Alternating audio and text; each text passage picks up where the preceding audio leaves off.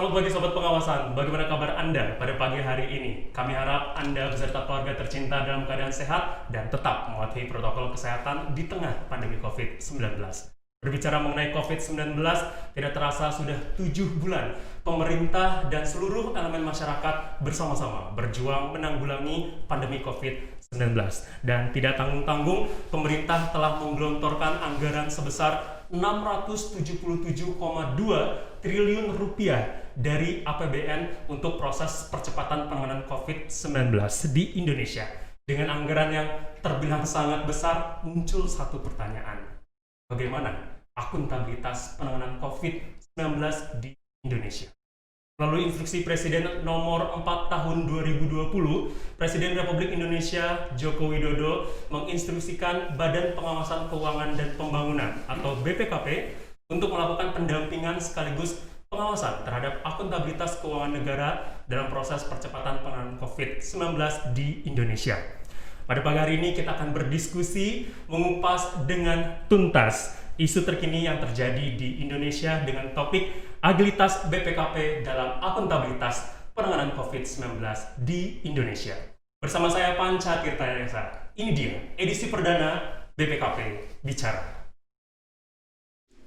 Dan pada kesempatan pagi hari ini saya tidak sendiri karena telah hadir di tengah-tengah kita dua narasumber yang akan memberikan paparan lebih lanjut terkait topik yang akan kita bahas pada pagi hari ini. Narasumber pertama adalah Kepala Perwakilan BPKP Provinsi Papua, Bapak Yan Setiadi. Selamat pagi Bapak Yan, selamat datang di BPKP Bicara. Selamat pagi Mas Panca. Bagaimana kabarnya Pak? Alhamdulillah, sehat. Sehat, luar biasa. Dan narasumber kedua adalah seorang pengendali teknis dari bidang pengawasan program pelaporan dan pembinaan APIP di perwakilan BPKP Provinsi Papua, Bapak Sunaryo Wisnu Pramono. Selamat pagi Bapak Sunaryo. Selamat pagi Mas Panca. Bagaimana kabarnya Pak? Alhamdulillah sehat Mas Panca. Sehat ya Pak. Baik, sebelumnya kami ingatkan kepada Sobat Pengawasan untuk tidak lupa mengklik tombol like dan juga subscribe channel YouTube Humas BPKP Papua dan juga memfollow akun Instagram BPKP Papua. Baiklah Sobat Pengawasan, kesempatan pertama saya akan berdiskusi terlebih dahulu dengan Kepala Perwakilan BPKP Provinsi Papua, yaitu Bapak Yan Setiadi. Baik, Pak Yan Setiadi, sudah lebih dari 7 bulan nih Pak proses percepatan penanganan COVID di Indonesia. Dimulai dari bulan Maret, Pak Presiden Republik Indonesia Bapak Joko Widodo itu menetapkan bencana non-alam COVID sebagai bencana nasional. Selain itu juga di Perpres nomor 82 tahun 2020 itu secara tegas menjelaskan nama BPKP Pak di dalam Perpres tersebut Pak. Sebenarnya apa Pak fungsi ataupun peran strategis BPKP dalam proses percepatan penanganan COVID-19 ini Pak? Ya, terima kasih Mas Panca dan pemirsa sekalian yang saya hormati. Pandemi telah melanda hampir seluruh negara di dunia ini gitu ya, tanpa kecuali Indonesia. Dan pemerintah memang harus berada di garis depan di dalam penanganan COVID-19 ini gitu ya. Dan itu sudah ditunjukkan oleh pemerintah kita dengan menetapkan tadi ya sebagai bencana nasional bahkan memang dunia gitu ya. Dan langkah-langkah itu juga sudah dilakukan gitu ya. Dan BPKP sebagai salah satu unsur pemerintah juga ikut berkontribusi aktif gitu ya dalam upaya penanganan COVID-19 ini melalui jalur pengawasan gitu ya. Jadi sebagaimana diamanatkan tadi sudah disampaikan, BPKP memang punya tugas melakukan pengawasan akuntabilitas dan spesifik di Inpres 4 itu juga secara tegas diamanatkan kepada BPKP. Saya bacakan aja gitu ya, di Inpres nomor 4 tahun 2020 tentang refocusing kegiatan, realokasi anggaran serta pengadaan barang dan jasa dalam rangka percepatan penanganan COVID-19. Pada poin 5 itu disebutkan Kepala BPKP melakukan pendampingan dan pengawasan keuangan sesuai dengan ketentuan peraturan perundang-undangan terhadap akuntabilitas keuangan negara untuk percepatan COVID-19. Ya, saya kira demikian, dan karena diposisikan juga di Perpres 82 tadi sudah disampaikan, Dulu di Kepres sebelumnya, Kepres 7 Pak ya, Kepres 7 dan 9 itu dulu bernama gugus tugas. Kemudian dengan lahirnya Perpres 82 itu disebut sebagai satuan tugas dan BPKP di dalamnya gitu ya, termasuk unsur di dalamnya yang melakukan fungsi-fungsi pengawasan dalam rangka mewujudkan akuntabilitas khusus dalam penanganan COVID-19. Saya kira demikian Mas Kansa. Baik, artinya memang dalam hal ini BPKP memegang peranan penting ya Pak, sesuai dengan fungsi BPKP sendiri dan dilibatkan lagi dalam gugus tugas nasional, berarti memang BPKP memegang peranan cukup penting dalam mengawal akuntabilitas penanganan COVID-19 di Indonesia Pak. Betul.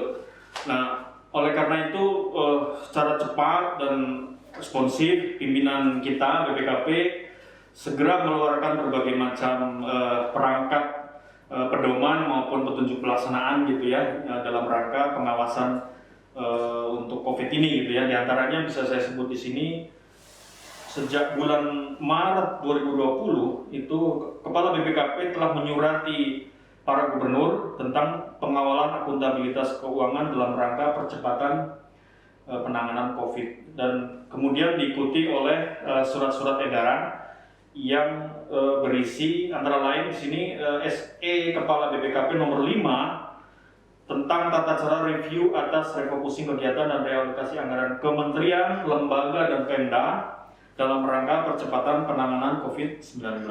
Kemudian diteruskan dengan SE Kepala BPKP nomor 6 tentang tata cara review oleh APIK atas pengadaan barang dan jasa dalam rangka percepatan penanganan COVID-19. Dan terakhir SE Kepala BPKP nomor 12 tentang tata cara audit tertentu oleh APIK atas tata kelola pengadaan barang dan jasa dalam rangka percepatan penanganan COVID-19.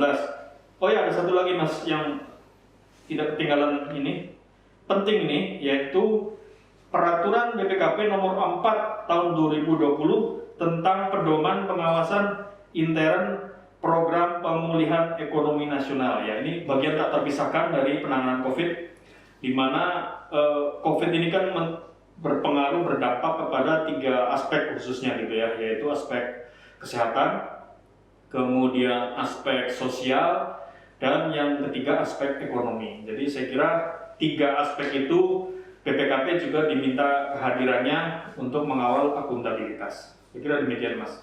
Terkait aturan-aturan tersebut Pak, yang tadi sebagaimana sudah dijelaskan oleh Bapak, artinya itu sudah sampai ke setiap pemerintahan daerah Pak ya, dan menjadi pedoman juga bagi mereka, terutama dalam hal ini adalah APIK untuk menjalankan fungsinya dalam mengawal akuntabilitas juga Pak di daerah masing-masing. Ya betul, tidak mungkin BPKP melakukan sendiri gitu ya dalam pengawasan akuntabilitas.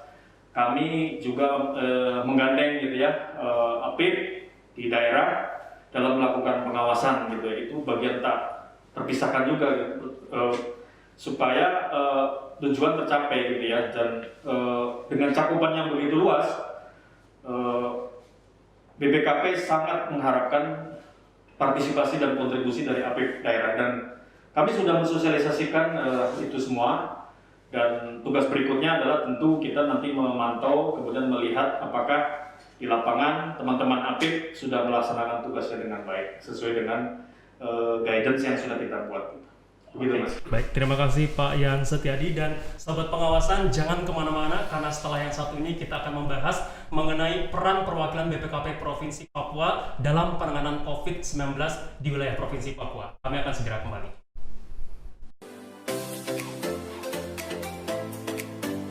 Akuntabilitas bukan fokus pada menemukan kesalahan, namun difokuskan pada perbaikan. Akuntabilitas harus mampu mempromosikan budaya pembelajaran untuk memastikan keberhasilan dapat diulangi atau ditingkatkan, dan harus mampu menghindarkan terjadinya kesalahan di masa yang akan datang. Permisi Pak, ini laporan saya sudah selesai Pak. Baik, terima kasih ya. Baiklah sobat pengawasan, masih bersama kedua narasumber kita dengan topik yang sama, agilitas BPKP dalam akuntabilitas penanganan COVID-19 di Indonesia. Dan sekarang saya ingin menanyakan beberapa hal dengan Pak Sunaryo Pak, selaku pengendali teknis ya Pak ya di perwakilan BPKP Provinsi Papua. Bagaimana Pak? Apa saja atau bagaimana penanganan COVID-19 di wilayah Provinsi Papua Pak? Baik, untuk COVID sudah 7 bulan ya.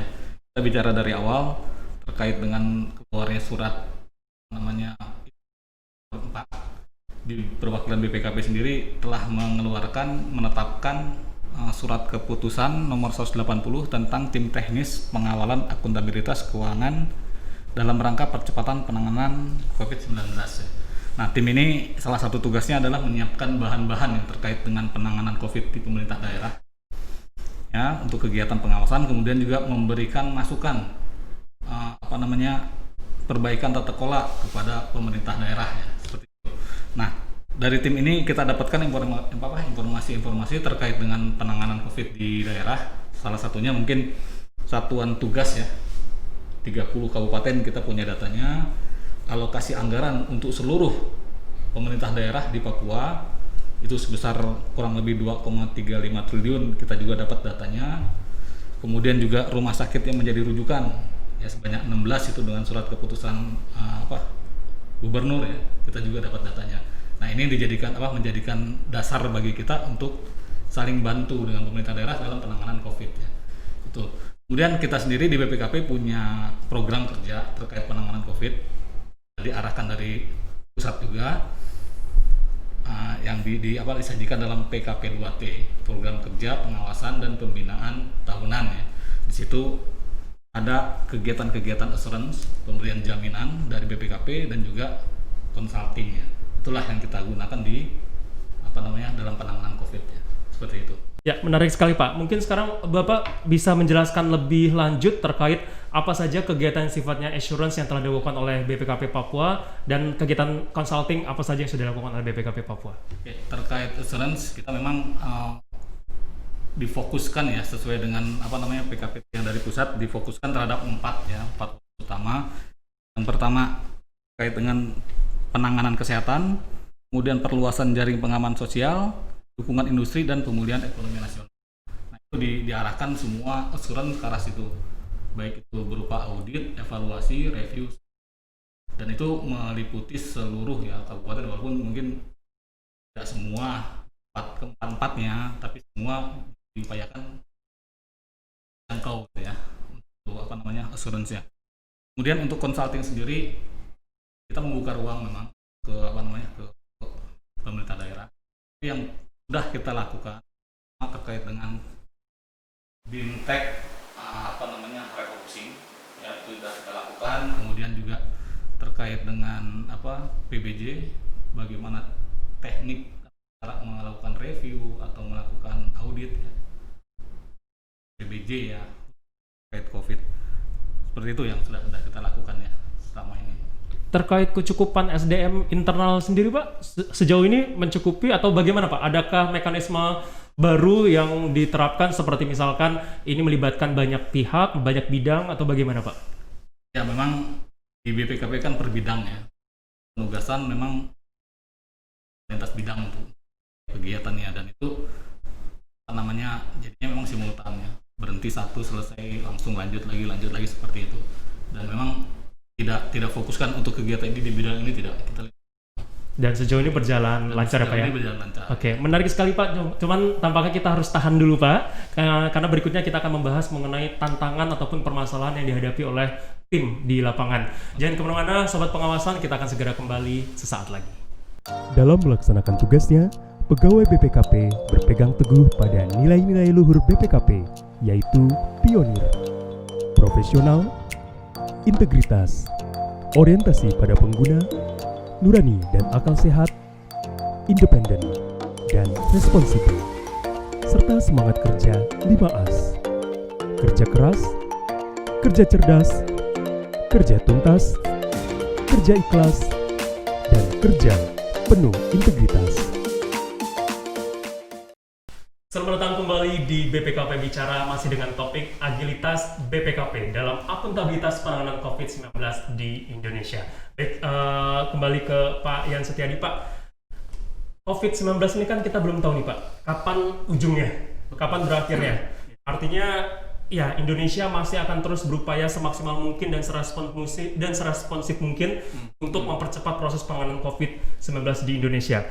Mungkin pertanyaan saya adalah, Sejauh ini Pak, sejauh ya katakanlah 7 bulan belakangan ini, apa saja permasalahan yang telah dihadapi oleh BPKP secara keseluruhan, lantas bagaimana BPKP menghadapi ataupun mengatasi permasalahan tersebut Bapak? Ya, saya kira sebagaimana terjadi di ini kan tidak ada satu negara pun yang betul-betul siap gitu ya menghadapi pandemi ini. Namun ya by time gitu ya, artinya kita juga belajar dari sebelumnya, itu semakin hari semakin baik gitu ya. Memang permasalahan di penanganan COVID ini di bidang akuntabilitas tentu adalah efektivitas program itu sendiri gitu ya. Apakah memang sudah dirancang sedemikian rupa mampu gitu ya mengatasi permasalahan-permasalahan baik di bidang kesehatan, sosial maupun ekonomi. Nah, banyak yang kita temui dari aspek delivery gitu ya, delivery program, apakah betul-betul diterima oleh pihak yang memang berhak menerima gitu ya. Kemudian apakah sudah tepat waktu, tepat sasaran, kemudian tepat jumlah. Nah, itu yang menjadi concern kita. Itu dalam beberapa tempat yang ada di Papua ini kita masih menemui kendala dan itu masalah utamanya. Lantas bagaimana dengan langkah-langkah strategis yang diambil BPKP untuk mengatasi permasalahan tersebut Pak? Ya, tidaknya di kita ini, di wilayah Papua ini ada 3 hal gitu yang menjadi tantangan gitu ya. Yang pertama, jika kita menggandeng teman-teman APIP, kita harus mengakui lah gitu ya, harus menyadari bahwa soal kompetensi dan kapabilitas APIP itu sendiri menjadi tantangan tersendiri gitu ya. Bagaimana di dalam melakukan pengawasan dalam penanganan COVID ini harus betul-betul melaksanakan standar, kemudian melaksanakan pedoman, kemudian tetap menjaga akuntabilitas dari pelaksanaan pengawasan itu sendiri kan gitu ya. Itu yang pertama. Yang kedua adalah soal tantangan geografis ini Mas. Wilayah Papua khususnya memang banyak daerah-daerah tertentu yang memang sulit dijangkau. Pemerintah punya komitmen yang baik gitu ya untuk membantu masyarakat.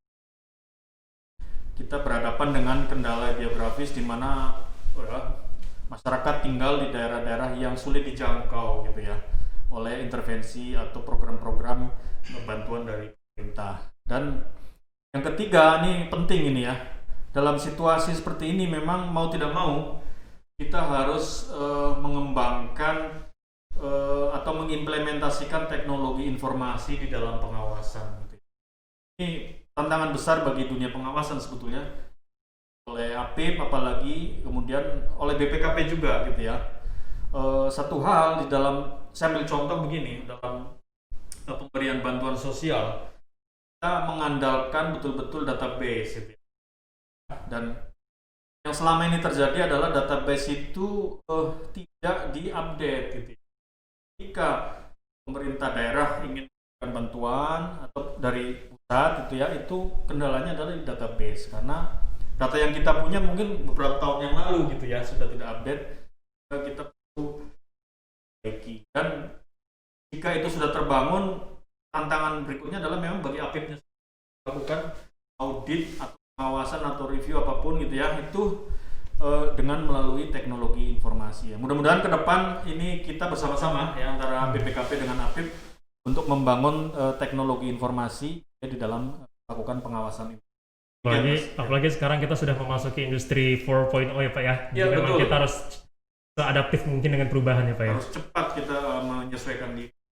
Oke, siap. Lantas bagaimana Pak Sunario selaku pengendali teknis ataupun supervisor ya Pak memantau teman-teman auditor dalam hal ini dari perwakilan BPKP Provinsi Papua yang terjun langsung ke lapangan, permasalahan apa Pak yang ditemui oleh rekan-rekan tim audit BPKP di lapangan, lantas bagaimana tim menanggulangi permasalahan tersebut Pak? Terima kasih Mas Panca.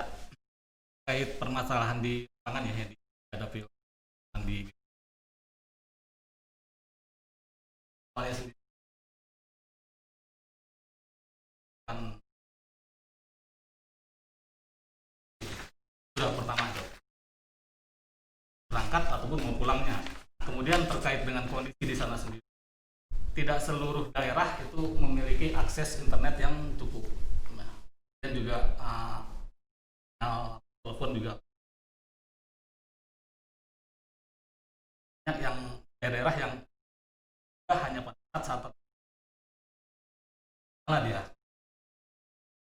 bekali dari awal di BPKP pada saat mau audit audit apapun ya, atau itu di awal sudah dibekali dengan pedoman. Dari pusat itu pasti ada pedoman, dan sebelum terjun pedoman itu selalu disosialisasikan ya, di seluruh semua memiliki pemahaman yang sama. Itu yang pertama. Kedua, dari teknis ataupun atasan langsung biasanya juga ada kunjungan ke masing-masing daerah. Jadi emang digilir ya. Jadi masalah di lapangan tidak terlalu banyak ganggu ya. Seperti itu mungkin. Atas mengenai pemahaman Pak, seperti kita tahu Pak bahwa COVID ini sesuatu yang baru ya Pak ya, terjadi di Indonesia. Bahkan peraturan yang dibuat pun untuk mengakomodir terkait COVID ini masih sesuatu yang sangat baru. Apakah teman-teman di lapangan cukup kesulitan untuk menginterpretasikan peraturan? Sebagai contoh Pak, kita ada SE LKPP nomor 3 tentang pengadaan barang dan jasa dalam keadaan darurat. Sesuatu yang berbeda sekali dengan pengadaan barang dan jasa pada umumnya. Itu bagaimana Pak? Teman-teman di lapangan mengatasinya bagaimana Pak? Baik, jadi terkait aturan-aturan dari luar, biasanya BPKP pada saat bikin pedoman, menyusun pedoman itu sudah mengadop itu. Ya, mengadop itu, kemudian dalam pedoman itu sudah ada program kerjanya. Teknik audit yang digunakan seperti apa, ya, bukti-bukti yang diperlukan seperti apa, itu ada di dalamnya. Jadi sudah tidak terlalu sulit ya, karena memang audit ini kan sudah menjadi barang yang biasa bagi BPKP. Seperti itu, Mas Panca. Oke, lantas tantangannya apakah sama dengan yang disampaikan oleh Pak Yan Setiadi atau mungkin ada perspektif sendiri dari Pak Sunario terhadap tantangan kedepannya untuk tim audit dalam penanggulangan COVID ini Pak? Ya memang di setiap daerah itu punya kondisi masing-masing berbeda ya. Dilihat dari fokus COVID sendiri, tidak semua daerah memiliki dampak yang sama. Ada daerah yang memang daerah positifnya banyak, ada yang sama sekali tidak ada. Itu nanti akan berbeda cara penanganannya di lapangan. Itu tinggal tergantung nanti dari masing-masing tim ya. Kita membekali timnya seperti apa.